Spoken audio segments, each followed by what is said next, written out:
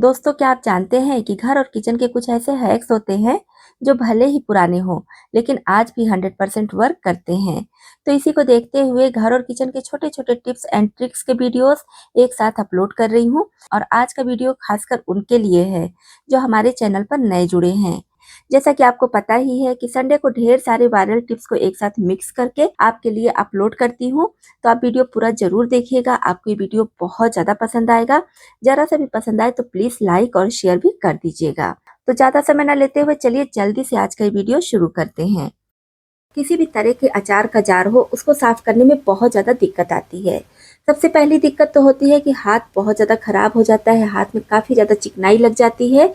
और जिस स्क्रबर से हम इसको साफ करते हैं वो स्क्रबर भी काफ़ी ज़्यादा चिकना हो जाता है। जब हम उससे कोई दूसरा बर्तन धुलते हैं तो उसमें भी चिकनाई लग जाती है और स्क्रबर से अजीब सी स्मेल भी आने लगती है। तो आज मैं बहुत आसान टिप आपके साथ शेयर कर रही हूँ जिससे किसी भी तरह के अचार का जार हो फटाफट साफ हो जाएगा, किसी भी तरह की चिकनाई नहीं रहेगी, ना ही किसी तरह का स्मेल आएगा। तो सबसे पहले आप अचार का जार लीजिए। जैसे कि आप देख पा रहे होंगे नैरो माउथ बॉटल है तो इसमें हाथ नहीं जाएगा। आप किसी भी तरह का जार यहाँ पर ले सकते हैं, प्लास्टिक का है, कांच का है, कोई भी बर्तन है चिकनाई वाला आप उसको ले सकते हैं। इसमें डाल देंगे थोड़ा सा बर्तन धुलने वाला लिक्विड जेल और इसी के साथ में डालेंगे एक नैपकिन। इस तरह से फोल्ड करके इसमें डालेंगे और लास्ट में डाल देंगे हल्का गर्म पानी। क्योंकि कांच का जार है तो ज़्यादा गर्म पानी का यूज़ नहीं करना है, बिल्कुल हल्का गर्म पानी ही आपको लेना है। उसके बाद ढक्कन बंद करके बढ़िया से कुछ सेकंड के लिए शेक कर लीजिए और ये बॉटल एकदम साफ हो जाएगा। इसमें हाथ लगाने की भी ज़रूरत नहीं पड़ेगी। बिना हाथ बिना स्क्रबर लगाए ये बॉटल एकदम चमक जाएगा, सारी चिकनाई इसकी गायब हो जाएगी। कुछ सेकंड शेक करने के बाद पानी को फेंक देंगे। नैपकिन देखिए सारी चिकनाई एब्जॉर्ब कर लिया है और बॉटल को नॉर्मल पानी से धुल लेंगे। तो देखिए ना तो हाथ लगाने की ज़रूरत पड़ी है बॉटल में और ना ही स्क्रबर, फिर भी ये बॉटल बहुत अच्छे से साफ हो गया है। किसी भी तरह की इसमें चिकनाई नहीं है, बस धूप में अच्छे से सुखाकर आप इसे रख सकते हैं। तो बहुत ही बढ़िया टिप है, इसको आप भी अपना सकते हैं। किसी भी तरह की चिकनाई वाले डिब्बे या जार को या अचार की बरनी वगैरह को इस तरह से आप साफ कर सकते हैं। इस तरह के छोटे छोटे स्पून वगैरह हम सभी के घरों में होते हैं और ये इतने छोटे हैं कि इधर उधर पड़े रहते हैं तो समय पर मिलते नहीं हैं। जैसे कि ये व्हाइट वाला है तो बच्चों के टिफिन का है, ये अगर इधर उधर रख जाता है तो जल्दी मिलता नहीं है। साथ ही साथ कुछ स्टील के छोटे स्पून है, ओपनर है, तो ये सब जल्दी मिलता नहीं है। तो इसको एक जगह इकट्ठा करके रखना जरूरी है जिससे कि समय पर ये मिल जाए। तो इसके लिए मैं यहाँ पर चश्मे का केस ली हूँ। खाली चश्मे का केस ले लीजिए और इसमें इस तरह से इकट्ठा करके रख दीजिए। तो इससे हमें चीज़ों को खोजने की ज़रूरत भी नहीं पड़ेगी, सारी चीज़ें एक जगह इकट्ठा रहेंगी। तो इससे हमारा काम भी बहुत ज़्यादा आसान हो जाएगा। अगर आपके घर में छोटे बच्चे हैं तो स्कूल तो जाते ही होंगे, साथ ही साथ बड़े हैं तो उनको भी ऑफिस वगैरह जाना होता है तो टिफिन हम सभी देते हैं।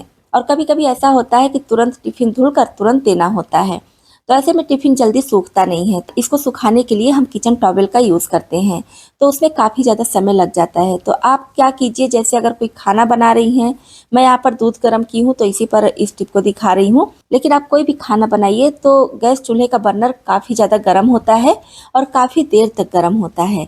तो टिफ़िन को धुलने के बाद इसके ऊपर रख दीजिए। अगर स्टील का टिफ़िन है तो ही आप इस टिप को अपना सकते हैं, प्लास्टिक के टिफ़िन पर इस टिप को नहीं अपना सकती हैं। और प्लास्टिक का टिफ़िन यूज़ भी नहीं करना चाहिए।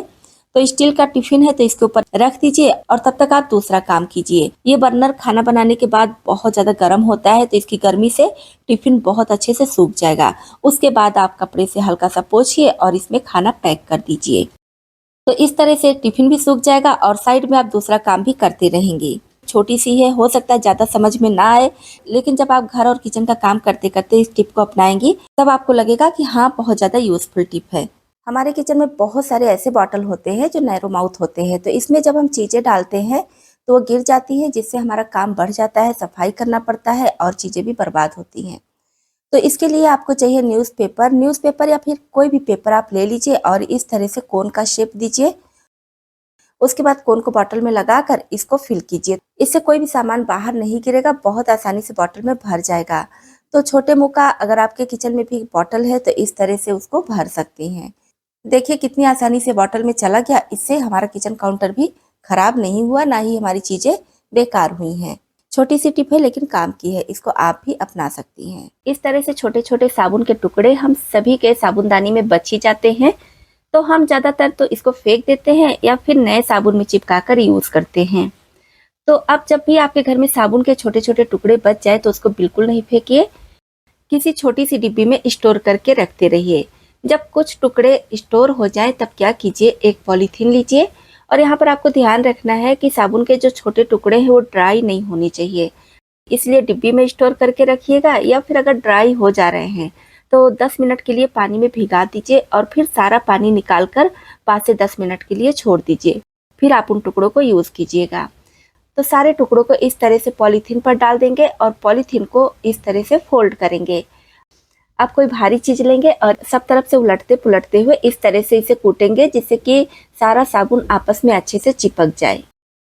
बस यहाँ पर आपको बॉडी सोप ही लेना है और किसी भी ब्रांड का ले लीजिए, कोई दिक्कत नहीं है। इसका पेस्ट नहीं तैयार करना है, बस इसी तरह से पीटते रहना है जिससे कि सब एक में चिपक जाएगा। अब आप ऐसा सोचेंगे कि कई बॉडी सोप जब हम एक में मिलाएंगे तो कुछ दिक्कत होगी, नुकसान होगा, रिएक्शन होगा, ऐसा बिल्कुल नहीं है। क्योंकि जितने भी बॉडी सोप आते हैं सबका जो बेस होता है, सोप बेस, वो एक ही होता है। बस जिस ब्रांड का सोप होता है वो लोग अपना कलर और अपनी खुशबू डालते हैं, बाकी जो बेस होता है वो एक ही होता है। तो इसलिए सारे साबुन को हम एक साथ इकट्ठा करेंगे, कोई भी दिक्कत नहीं होगी। तो यहाँ पर आप देख पा रहे होंगे साबुन लगभग चिपक चुका है। अब इसको हमें शेप देना है। तो शेप देने के लिए आप कोई ढक्कन ले लीजिए या फिर कोई कटर वगैरह ले लीजिए, उसमें अच्छे से सेट करके भी शेप दे सकते हैं। मैं इसको पॉलीथीन पर ही शेप दे रही हूँ और आप इसे अपनी पसंद का शेप दे सकते हैं, चाहे तो गोल रखें, स्क्वायर रखें, जैसा भी आप इसको रखना चाहें उस तरह से रख सकते हैं। यहाँ पर इसको मैं साबुन के जैसा ही बना रही हूँ। तो बस बिल्कुल हल्के हाथ से इसको हम इस तरह से प्रेस करते हुए और चारों साइड को एक बराबर करते हुए साबुन का शेप देंगे। मोटा पतला या फिर छोटा बड़ा भी आप अपने हिसाब से कर सकते हैं। क्योंकि साबुन एकदम सॉफ्ट है तो बहुत अच्छे से ये शेप में आ जाएगा। साबुन के छोटे छोटे टुकड़ों से हम एक साबुन बनाकर तैयार कर लिए हैं।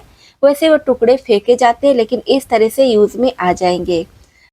इस सोप को आप चाहे तो बॉडी पर भी लगा सकते हैं, अगर बॉडी पर नहीं लगाना चाहते हैं तो हाथ धुलने के लिए यूज तो कर ही सकते हैं। आपके यहाँ अगर एक ही ब्रांड का सोप आता है तो छोटे छोटे सोप एक ही ब्रांड का लेकर और इस तरह से एक सोप तैयार कर लीजिए। मैं यहाँ पर कई ब्रांड का सोप ली हूँ तो इसकी वजह से इसका कलर और ज़्यादा बढ़िया लग रहा है। तो दोस्तों उम्मीद करती हूँ ये टिप भी आपके लिए बहुत ही ज़्यादा काम की होगी।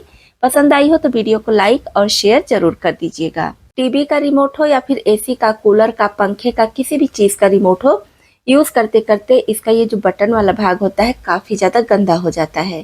तो इसको वैसे तो हम धुल नहीं सकते, ना ही बहुत ज़्यादा रब कर सकते हैं। तो आज बहुत आसान तरीका आपके साथ शेयर कर रही हूँ जिससे आप कितना भी गंदा रिमोट हो बहुत आसानी से साफ कर लेंगे।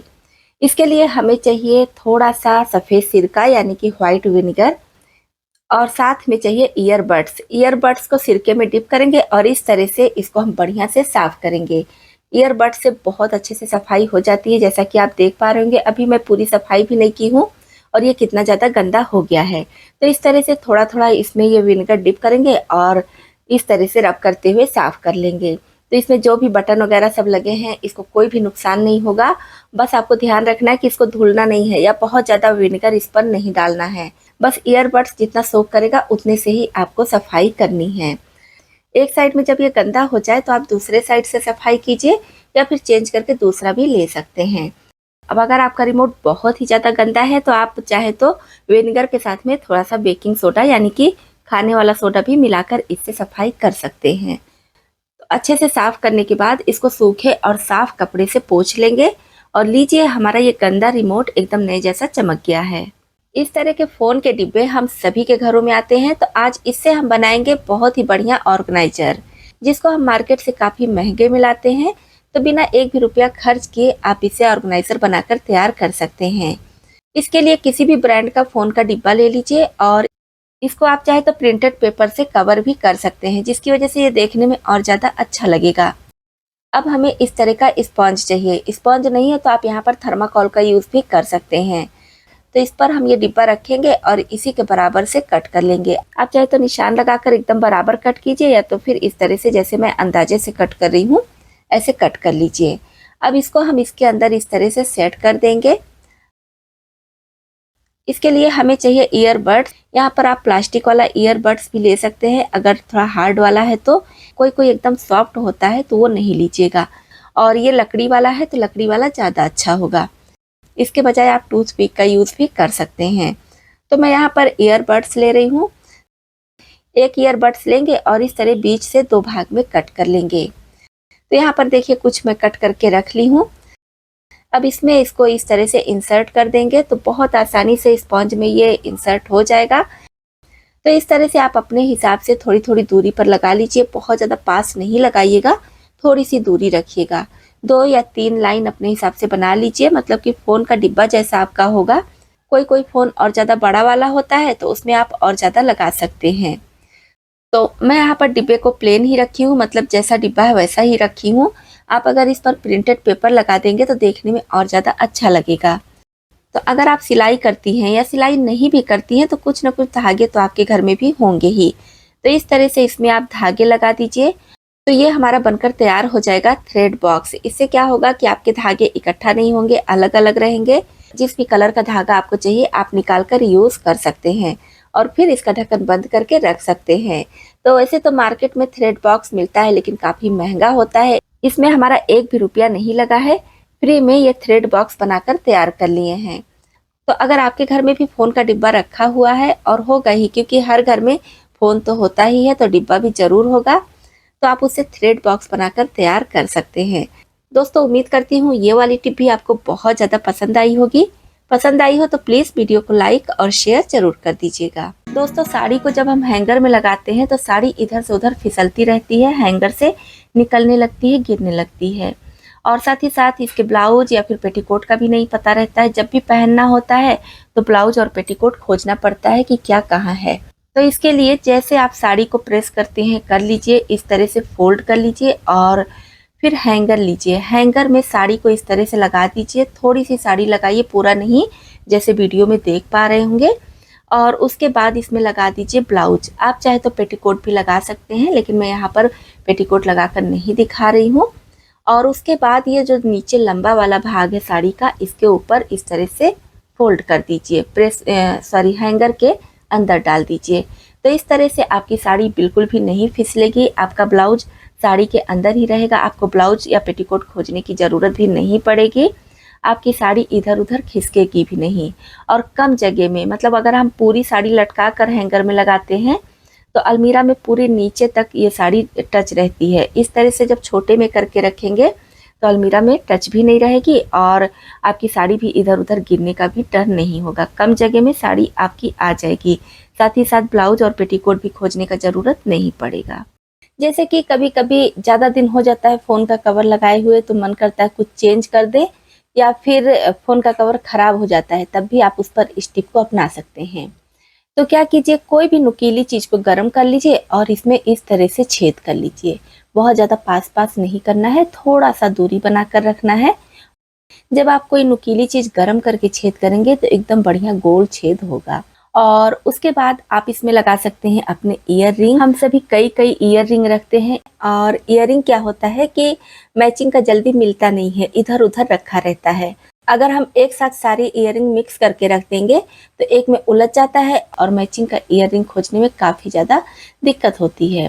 तो जब आप इसमें लगाए रहेंगे तो बहुत आसानी से आप मैचिंग का ईयरिंग ले सकते हैं, और इसको हैंग करने में भी बहुत आसानी होती है। कहीं भी आप अपने ड्रेसिंग के पास या जहाँ भी आप अपनी चीज़ें रखना चाहते हैं वहाँ पर इसको हैंग कर सकते हैं। क्योंकि मैं किचन में ही टिप रिकॉर्ड कर रही हूँ, इसकी वजह से अभी फ़िलहाल किचन में ही हैंग करके आपको दिखा दी हूँ। देखिए देखने में कितना बढ़िया लग रहा है, और आप चाहे तो इसको डेकोरेट कर दीजिए तो और ज़्यादा खूबसूरत लगेगा। दोस्तों बारिश के मौसम में घर की हम कितनी भी ज़्यादा सफाई करें, घर बहुत ज़्यादा गंदा दिखने लगता है, और फर्श वगैरह की कितनी भी ज़्यादा सफाई करें, कितना भी फ्लोर क्लीनर वगैरह डालें, लेकिन कुछ कुछ दिनों पर ये बहुत ज़्यादा गंदा दिखने लगता है और जल्दी सूखता भी नहीं है। तो नॉर्मल जैसे आप फ्लोर क्लीनर डालकर पोछा लगाती हैं वैसे लगाइए, कोई दिक्कत नहीं है। लेकिन सप्ताह भर या 10 दिन पर आप पोछे के पानी में डाल दीजिए थोड़ा सा बर्तन धुलने वाला लिक्विड जेल। चाहे तो फ्लोर क्लीनर के साथ साथ में इसको डालिए, या फिर सिर्फ ये बर्तन धुलने वाला लिक्विड जेल डालकर भी पोछा लगा सकते हैं। तो थोड़ा सा इसमें मैं ये जेल डाल दी हूँ, अच्छे से इसको मिक्स कर लेंगे और फिर पोछे का कपड़ा इसमें डालकर बढ़िया से निचोड़ कर पोछा लगाएंगे। तो इससे हमारे फर्श पर जो भी दाग धब्बा लगा है वो निकल जाता है, साथ ही साथ मक्खी या फिर कीड़े मकोड़े होते हैं वो भी भाग जाते हैं और फर्श एकदम बढ़िया चमकदार हो जाता है। तो इस टिप को आप भी जरूर अपना कर देखिए। दोस्तों, आप किसी भी मौसम में इस टिप को अपना सकते हैं। इस तरह का बास्केट हम सभी के घरों में होता है, तो आज हम इससे बनाएंगे बहुत ही बढ़िया ऑर्गेनाइजर जो मार्केट में बहुत ज़्यादा महंगा मिलता है और घर में हम इसको फ्री में बनाकर तैयार कर लेंगे बस थोड़ी सी मेहनत से। तो इसके लिए हमें इस तरह का बास्केट तो चाहिए ही, इसी के साथ में चाहिए लकड़ी। लकड़ी के बजाय आप कोई पतला रॉड भी ले सकते हैं। लकड़ी लेते समय बस आप ध्यान रखिए कि बास्केट का जो साइज़ है उसे थोड़ी सी बड़ी लीजिएगा और जो इसकी किनारी है थोड़ी पतली होनी चाहिए जिससे कि बास्केट के छेद में आसानी से आ जाए। तो ये वाली लकड़ी आप देख पा रहे होंगे किनारी थोड़ी मोटी है, तो चाकू से इस तरह से मैं इसको थोड़ा सा निकाल दे रही हूँ जिससे कि पतली हो जाए और बास्केट के छेद में आसानी से आ जाए। तो यहाँ पर आप अपने हिसाब से लकड़ी ले सकते हैं। जब आप पूरा वीडियो देखेंगे तो आपको अंदाजा लग जाएगा कि किस टाइप की लकड़ी या फिर रॉड आपको चाहिए और आप बास्केट की साइज के हिसाब से 2, 3, 4 जितना चाहें उतनी लकड़ी या फिर रॉड ले सकते हैं। अब ये ऐसे देखने में अच्छा नहीं लग रहा है तो इसको मैं कलर कर दे रही हूँ जिसकी वजह से देखने में और ज़्यादा अच्छा लगेगा। आप अपने हिसाब से कलर कर दीजिए और चाहे तो कोई रिबन वगैरह भी इस पर लपेट सकते हैं। तो ये लकड़ी अभी पूरी तरह से सूखी भी नहीं है, फिर भी मैं आपके साथ टिप शेयर कर दे रही हूँ, लेकिन आप इसको अच्छे से सुखा कर फिर यूज़ में लाइएगा। अब बास्केट के छेद में इस तरह से लकड़ी को डालेंगे और एक ही साइड की लकड़ी को पहले हम डालेंगे और इधर लगा देंगे रबर बैंड जिससे कि लकड़ी बाहर ना निकले। तो दोनों में देखिए मैं रबर बैंड लगा दी हूँ। इसमें हम रखेंगे अपनी चूड़ियाँ। हम सभी के पास बैंगल केस तो होता ही है, लेकिन उसके बावजूद बहुत सारी चूड़ियाँ इधर उधर रखी रहती हैं जो देखने में बिल्कुल भी अच्छी नहीं लगती हैं और ऑर्गेनाइज भी नहीं रहती हैं। इस तरह से जब हम चूड़ियों को ऑर्गेनाइज करके रखेंगे तो देखने में अच्छी लगेंगी और हमें जिन चूड़ियों की ज़रूरत है बहुत आसानी से मिल भी जाएंगी। बास्केट के हिसाब से आप और ज़्यादा रॉड लगा सकती हैं और इसमें और ज़्यादा चूड़ियाँ भी रख सकती हैं। तो देखिए फ्री में हमारा ये चूड़ी केस बनकर तैयार हो गया है, एक भी रुपया नहीं लगा है। इस तरह से आप भी अपने घर में रखे हुए पुराने या फिर नए बास्केट से चूड़ी केस बनाकर तैयार कर सकती हैं। पीतल और तांबे के बर्तन का यूज हम सभी करते हैं और ये समय समय पर इतने ज्यादा काले हो जाते हैं कि साफ करने में काफी ज्यादा मुश्किल आती है। वैसे तो मैं इन बर्तनों को साफ करने के कई सारे वीडियोस आपके साथ शेयर की हूँ, लेकिन आज का जो वीडियो है ना बहुत ज्यादा खास है। इसमें ना तो हाथ से रगड़ने की जरूरत पड़ेगी और ना ही घंटों मेहनत करने की। फटाफट बस 1 मिनट में बिना हाथ से रगड़े आप ढेरों बर्तन धुल सकते हैं।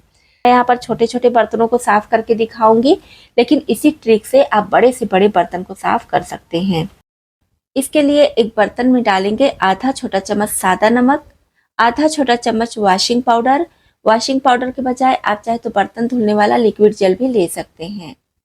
अब इसमें थोड़ा सा सफ़ेद सिरका यानी कि व्हाइट विनेगर डालेंगे और इसी के साथ में हम डाल देंगे अपना सीक्रेट चीज़ यानी कि साइट्रिक एसिड। इसको नींबू का सत या फिर नींबू का फूल भी बोलते हैं। तो आधा छोटा चम्मच के करीब मैं इसको भी डाल दी हूँ। आप बर्तन के हिसाब से सभी चीज़ों की मात्रा कम या ज़्यादा कर सकते हैं। मैं यहाँ पर छोटे छोटे 3-4 बर्तन धुलने वाली हूँ, इसकी वजह से बहुत ज़्यादा चीज़ें ऐड नहीं की हूँ। अब 1 कप के करीब पानी डालकर अच्छे से सारी चीज़ों को मिला लेंगे जिससे कि साइट्रिक एसिड और नमक वगैरह सब अच्छे से पानी में घुल जाए।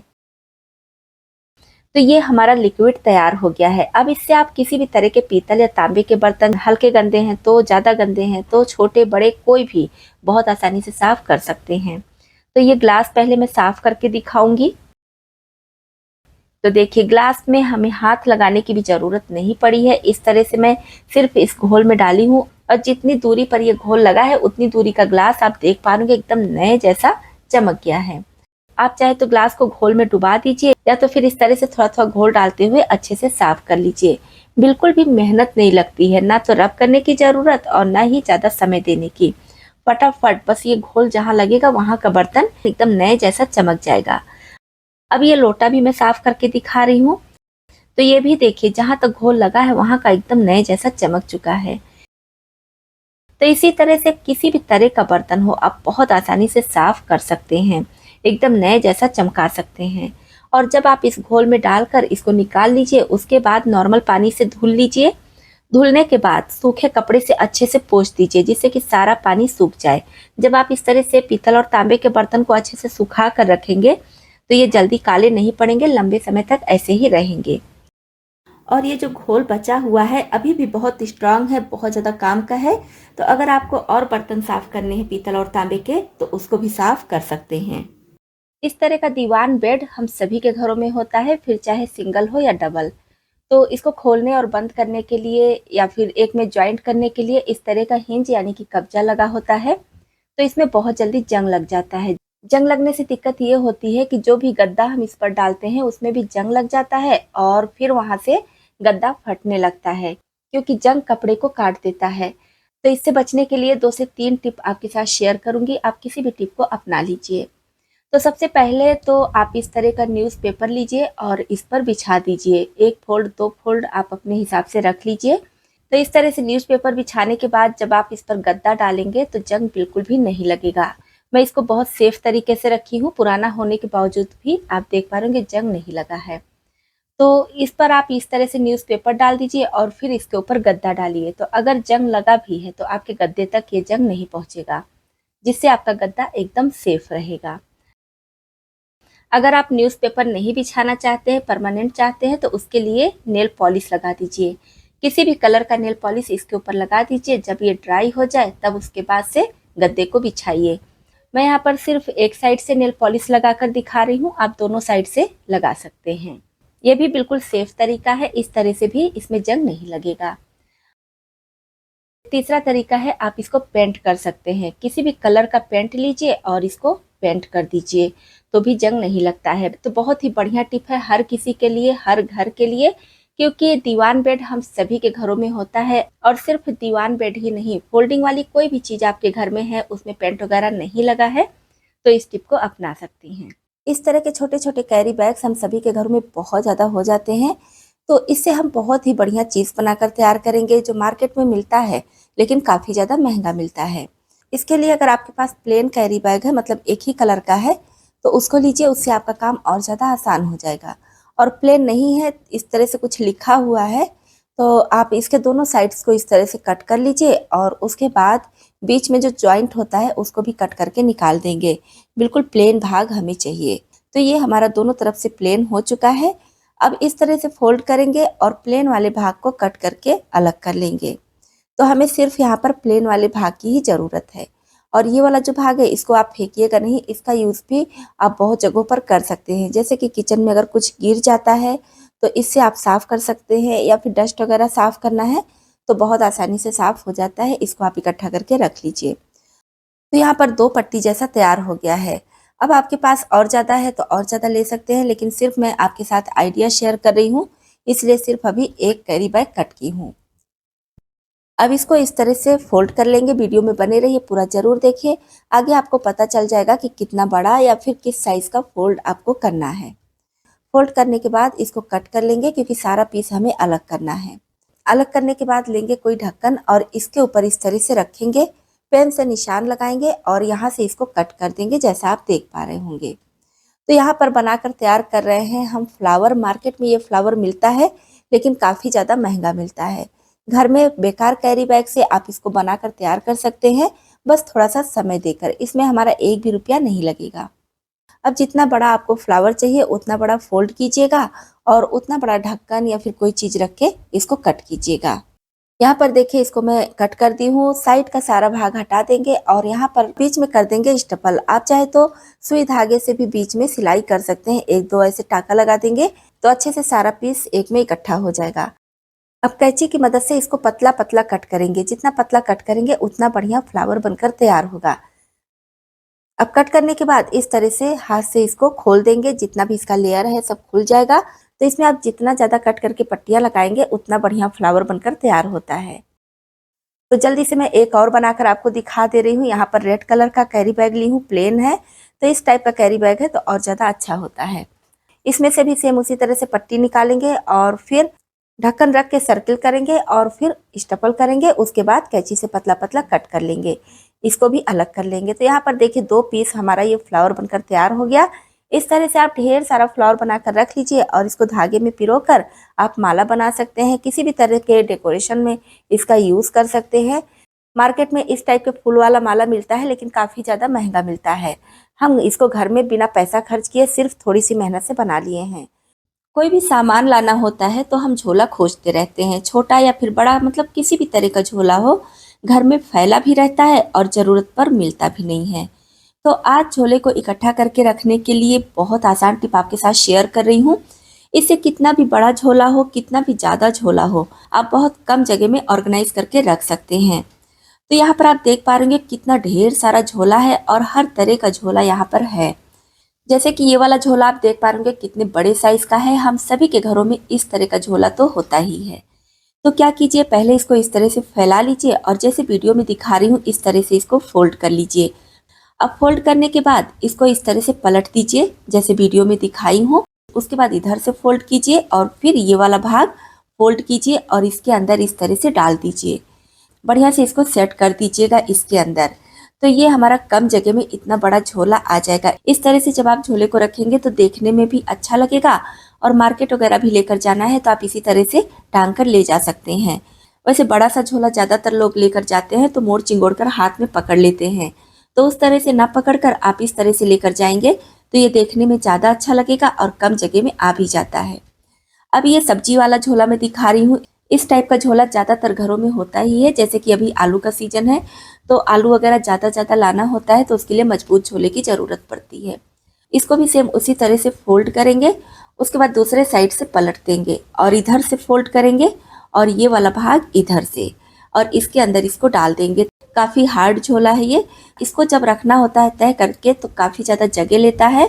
तो इसको इस तरह से जब हम रखेंगे तो देखने में ये भी बहुत अच्छा लगेगा। इसी तरह से आप हर टाइप के झोले को फोल्ड करके रख सकते हैं। इससे झोला देखने में अच्छा लगता है। और इसको रखने के लिए आप कोई गत्ता ले सकते हैं या फिर कोई प्लास्टिक का डिब्बा है उसमें सेट करके रख दीजिए तो कम जगह में आ जाएगा। वैसे झोला इधर उधर घर में फैला रहता है तो घर बहुत मेसी लगता है। इस तरह से रखेंगे तो झोला ज़रूरत पर आपको मिल भी जाएगा और देखने में भी अच्छा लगेगा।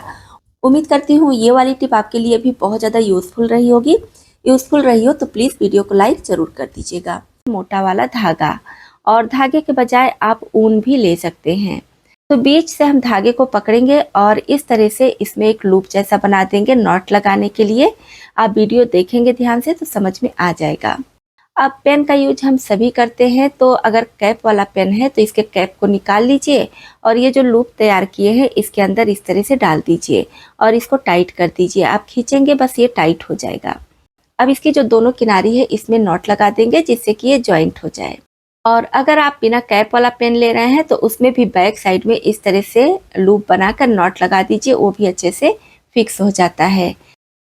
अब कैलेंडर को जिस कील में टांगे हैं उसी कील में धागे को फंसा देंगे। तो क्या होता है, कैलेंडर में हमें अगर निशान लगाना होता है या फिर कुछ लिखना होता है तो पेन इधर उधर खोजना पड़ता है।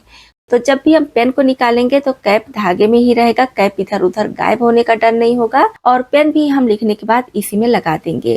तो इस तरह से हमें घर में इधर उधर पेन खोजने की जरूरत नहीं पड़ेगी, ना ही किसी से मांगने की।